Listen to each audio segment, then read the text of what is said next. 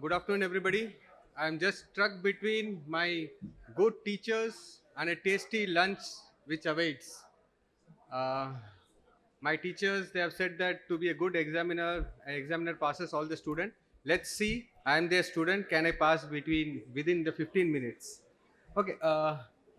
Before we could go out for the tasty lunch, I would serve you a local anesthesia platter. This is the local anesthesia platter we are going to discuss, and it ranges from chlorprocaine 3% to liposomal bupivacaine 1.3%. So, before I start, I would just like to ask how many of us prefer a mixing of local anesthetics? Hands up, please. Lignoad with ropivacaine or lignoad with bupivacaine. Okay, how many of us give regional anesthesia? Nerve blocks. Oh, a lot of people.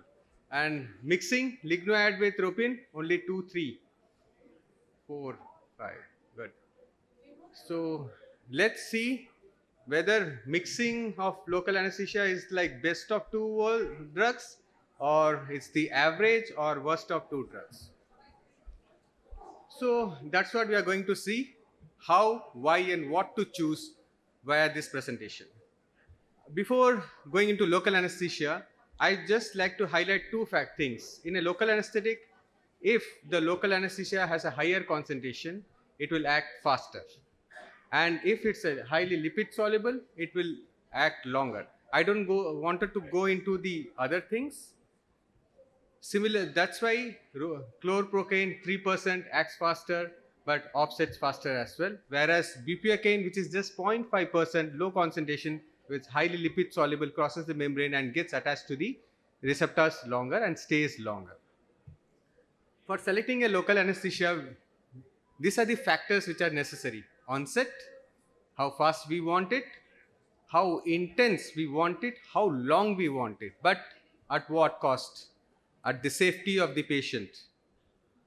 So again, I leave out the chlorprocaine and I leave out liposomal bupivacaine, and these are the most commonly used drugs and combinations, right? So let's see who fares. There are a lot of studies which shows that in 1982, a first study was done where a single local anesthesia was compared with a mixing in the different combinations. What they showed is that mixing actually has no difference in onset, but instead it decreases the duration. So more lignocaine, less duration; more bupivacaine, more duration. As simple as it is. This is the first study which was done in neuraxial or epidural. Next study was done in skin, where again they showed the same thing. Mixing of the drug actually produces no difference in onset, but the duration is reduced. We come to the peripheral nerve blocks, where they said that interscalene block, they showed bupivacaine or bupivacaine, there's a difference in duration, but the onset is same. What about giving a local anesthesia of shorter acting first and giving a longer acting next, and vice versa? Again, no difference, the duration is same. Similarly, in infraclavicular and axillary, and this is the actual study where I compared the onset or different local anesthetics with the duration. You can clearly see ligno has a duration of 2.8 hours, but while mixing it becomes 6.5. It's not the best of two worlds, but average of both drugs. And what about the lower limb? The onset is slightly delayed because of the larger nerve maybe, but the duration was also increased twice. So this is the list of drugs where it shows the onset and duration of action. The bupivacaine, which is the lowest concentration, that is 0.5%, has the highest duration, and chlorprocaine has lowest. When mixing of the drug will only give you around 12 hours. But do mixing of the drugs prevent the side effects or decreases the complication? And no, actually that is the thing. We think that if we mix the drug, we reduce the toxic dose. Actually, it acts synergistically. It has shown in a study that lignoadrenaline with ropivacaine actually increases neurotoxicity. And recently, just in 2025, there's a letter to an editor where it actually shows the systemic toxicity of true drugs is actually additive. So we are not getting the benefit of onset, we are not also getting the benefit of duration, and in that we also get a complication which is additive and it's toxic. There are a lot of these are the studies which show the actually the systemic toxicity increases with additive. It's a beautiful formula where you can actually calculate the maximum dose and for each drug with the concentration and volume. It's very complicated. I went through a lot of research and found that there are a lot of studies being done with different combinations of adrenaline and all. And this is a pediatric thing. This is where I find it's easy. When you are occupied with a lot of stuffs, we don't have that time to calculate the drug dosing, and there are a lot of errors that can happen. In simple words, 50 kg, 70 kg, 90 kg. Our Indian population or Asian population fall in this category. If it's lignocaine, 2%, we give around 35 ml maximum. It's bupivacaine, 50 ml, 50 kg, 20 ml, and 70 kg, 25 ml, and 30 ml is maximum.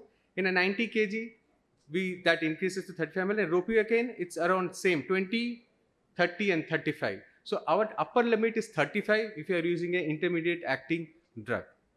So we come to the actual topic: what local anesthesia do we choose? Site is the fastest, like Usain Bolt. If we want like a 100-meter sprint, it's procaine, followed by lignocaine, and followed by lignoadrenaline. If you want a drug which acts long like a marathon runner, what do we prefer? A bupivacaine 0.75%, though it's not available in India, it's more available is 0.5, which give you an average of around 20 to 24 hours.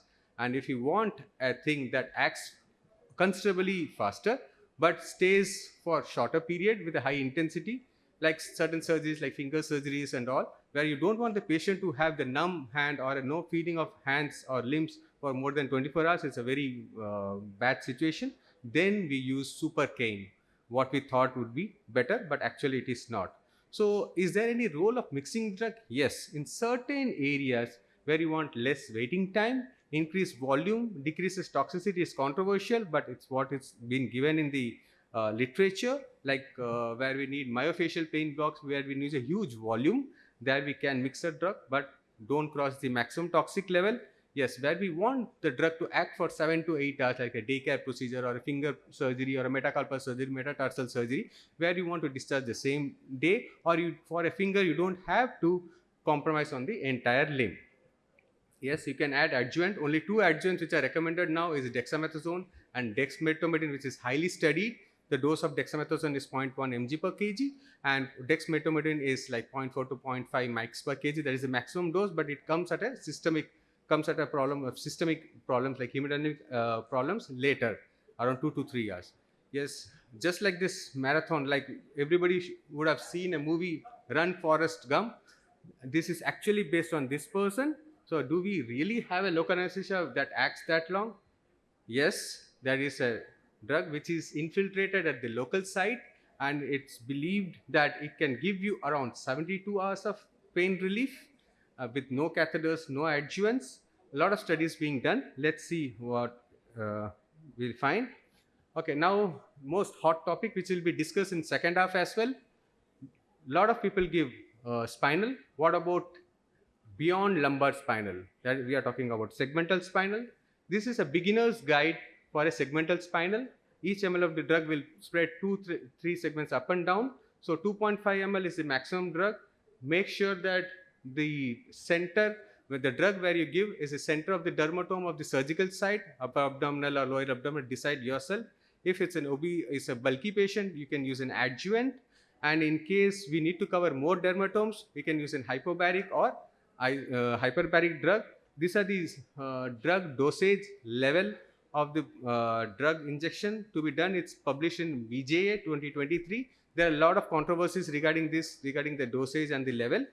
With experience, you'll learn, and more studies are needed for this. And this is Tarun Vaghela sir showing how actually we are going to make the isobaric or hyperbaric drugs. And he has taken a hyperbaric drug and is injecting. You can see that most of the drug is spreading downwards because it's a hyperbaric drug. Next, he will take an isobaric drug, make a dye and inject. He said that it spreads in a particular segment. This isobaricity is what makes it a segmental spinal.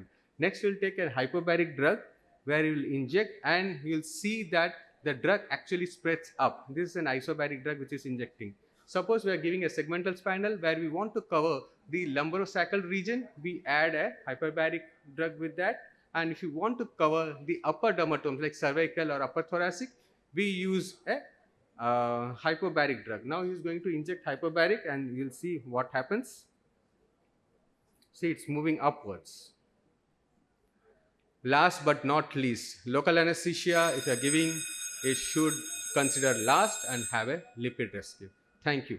Just in time I finished, I guess.